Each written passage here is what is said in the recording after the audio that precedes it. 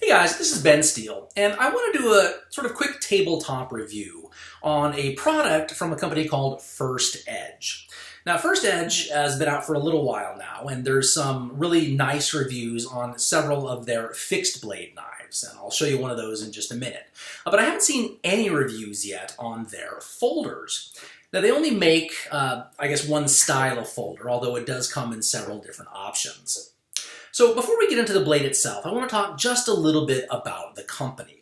So FirstEdge is based out of California, and they were awarded a contract to supply knives to the Special Forces team within the Navy, specifically the Kodiak teams that work in these really sort of cold, harsh environments in Alaska. And this is important to know, I think, because when we go over some of the features of the knife, you really understand why FirstEdge designed them that way, right? They had to function first and foremost in these environments. So, you know, I've heard some various complaints about some of the design features in FirstEdge knives. I don't happen to agree with them, but I think one of the things that happens is people don't really keep in mind that these knives are designed for operators operating in harsh environments. You know, we're sort of the secondary market, luckily getting to tap into this amazing product. But first and foremost, you know, these knives were designed for operators who work in hard use conditions. So as I mentioned, they've got a couple of different really nice fixed blades out. The 50/50 survival knife, it's a beautiful big hunk of ELMAX. They have the 6150, which I actually have right here. Comes in this really nice sheath that I will talk about in another video, but just so you can get a really good look at this just really amazing knife. And we'll talk more about this in another video, but just to sort of give you an idea about what one of their fixed blade knives looks like.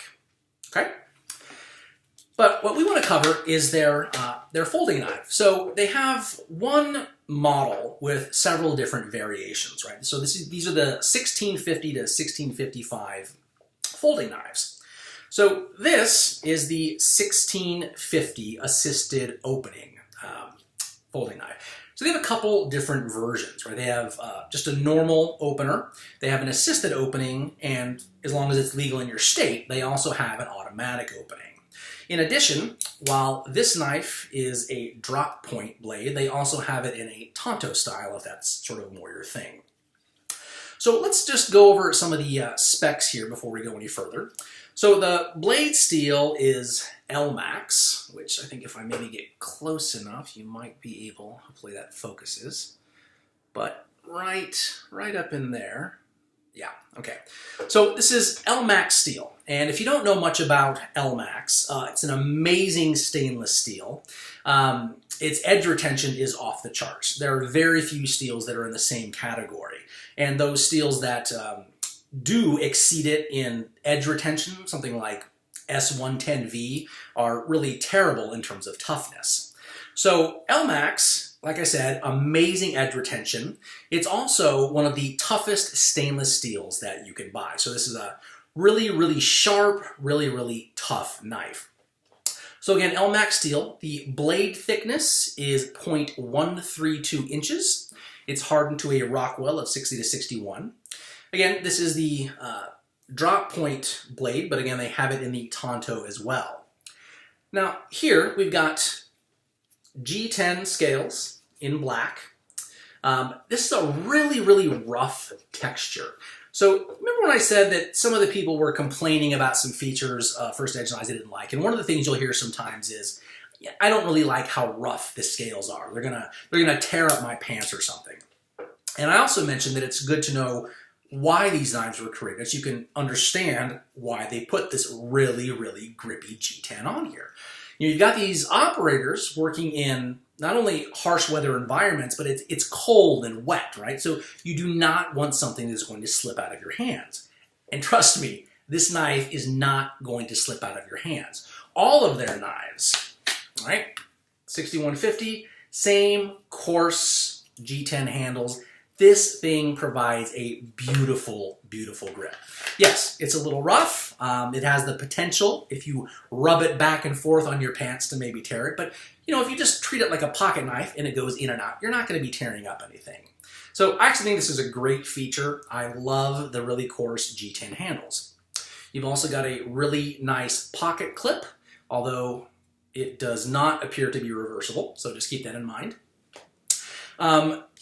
The other thing that I'll mention is the locking mechanism. So the locking mechanism is patented, and it's called a TrackLock mechanism. There's a couple videos out on YouTube, and one of them is really awesome. It actually shows their testing machine applying, I think it had just reached over 1,000 pounds of pressure before the machine actually broke. So this knife can, you know, this is at least on par, if it doesn't exceed, the triad locking mechanism from cold steel. At least 1,000 pounds on this knife. So I can't really think of any application in which you would be using a folder that you're going to be applying over 1,000 pounds of pressure. So I guess in the short of it, this lock mechanism is not going to fail you, right? It's just not. And, you know, and some people, myself included, tend to prefer fixed blades, right? We all know that a full tank fixed blade is going to be a little bit stronger than a folder. What I will say, you know, you've got like the Bradford 3s or 3.5 sort of in this range, right? This is a 3.2-inch blade. The thing is, if you like the convenience of a pocket folder, right? You don't necessarily want to have to hide something in your clothing, or maybe you're wearing a shirt that's tucked in, right? You can't go out having a fixed blade knife. This is a great option. It's the same size, more or less, as the Bradford 3.5. The blade is just about the same length. You actually get a little bit more cutting area. And again, because of that super strong locking mechanism, not the triad lock, but the, oh my goodness, I'm forgetting the name already, the TrackLock mechanism, it pretty much functions like a fixed blade once you get it into place. Again, you're not going to be doing anything that uses over 1,000 pounds of pressure, so just sort of keep that in mind. On the side here, this is the release mechanism. And although I don't think you can see it, one of the things that the founder of the company has gone over in a couple different videos is in the back here, in this spacer, there's actually a pin made out of 440 that runs through the knife itself. So that's one of the things that they do that really makes this lock so incredibly strong. Again, those are 440A stainless steel liners, and the liners are hardened to about 59 Rockwell. They have stainless steel fasteners. Again, the blade length is about 3.2 inches, and then all together, closed, we're looking at a length of about 5.25 inches, and then open, we're at about 8.325 inches, give or take. Weight comes packaged at 7.3 ounces. The carry weight is just under 6 ounces. So not a terribly heavy knife, but it does feel really, really solid in your hands. So things I like about this knife. The locking mechanism, you know, is amazing. I think one of the things you worry about with a folder is the locking mechanism fails. This mechanism is not going to fail on you. I think they've proved that with the video and with application. Another thing that I like about this knife is the ELMAX Steel. This thing is ridiculously sharp. You know, I've gotten a lot of blades over the years, you know, and when you get them, the factory edge in most cases is good, but it's not a mere polished edge like you would give it if you were sharpening your knife. This thing comes razor sharp. It'll shave the hairs right off of your arm. So, you know, these are little flimsy pieces of paper, right? I mean, they barely hold up. This thing is sharp. And the great thing about ELMAX as well is the edge retention. So it's going to be a long time before you have to sharpen this blade again, right? This blade can go through a lot of use and still maintain a wicked sharp edge. Now, is there a downside to ELMAX? I say the only downside is that it's more difficult to sharpen. And that makes sense, right? The longer the edge retention on a knife, the more difficult it's going to be to sharpen as a general rule of thumb. So if you've got a couple options, right? You can get a steel that takes a good edge, doesn't wear incredibly long, so you'll have to sharpen it more often, or you can get a blade that is going to stay sharp for a hell of a long time. It's going to take a little bit of effort when you sharpen it, but once you do, it's going to stay sharp for a really long, long time. So again, just an amazing, amazing steel. I love the size. It's perfect. You know, the blade length of 3.2 is just about right. Sometimes I prefer closer to a 4-inch blade, but this thing has tackled everything that I've thrown at it without a hitch. So really, really love that. Love the mechanism. Again, the grippy G10 is not coming out of your hands anytime soon. And I think the biggest selling point of this knife, at least in my book, is the price. So basically for a pocket folder that you can almost treat as a fixed blade once it's extended, that features an ultra premium stainless steel that's going to maintain its edge for a really, really long time, you're only paying about 125 bucks for this knife, right? I got this knife off of Amazon for 125 bucks. That is an amazing deal. Between the lock, the grip, and the blade steel in particular, I can actually not think of a folder in that price range, 125 or less, that comes anywhere near the quality of this knife.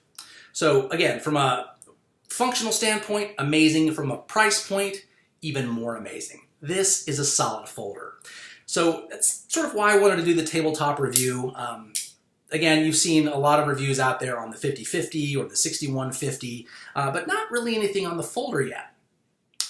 I take that back. There was one, and this is something worth mentioning, there was one review where this numbskull took the Tonto version of this blade and decided to go out with his little pocket folder and just start stabbing into wood and using it to pry open.